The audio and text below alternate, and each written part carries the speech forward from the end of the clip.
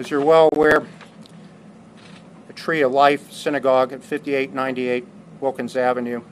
At 9:54 this morning, calls were received at the Allegheny County Emergency Operations Center that an active shooter was inside the building.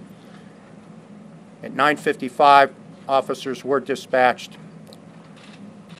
Apparently, an initial confrontation between the subject and the officers occurred, injuring two of the officers. Two additional officers were injured during the altercation. Those were SWAT officers. There were 11 fatalities as a result of the shooting incident. There were no children. There were additionally 6 injuries, to include 4 of the police officers. That does not include the suspect. We're in the early stages of this investigation, and over the next several days and weeks, we will look at everything in the suspect's life: his home, his vehicle, his social media, and his movements over the last several days.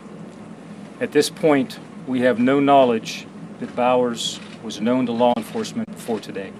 This is the most horrific crime scene I've seen in 22 years with the Federal Bureau of Investigation. Members of the Tree of Life Synagogue, conducting a peaceful service in their place of worship, were brutally murdered by a gunman targeting them simply because of their faith.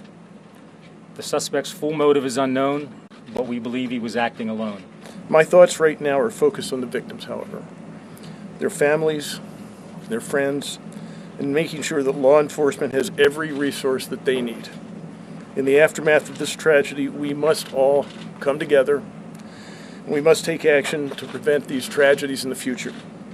We simply cannot accept this violence as a normal part of American life.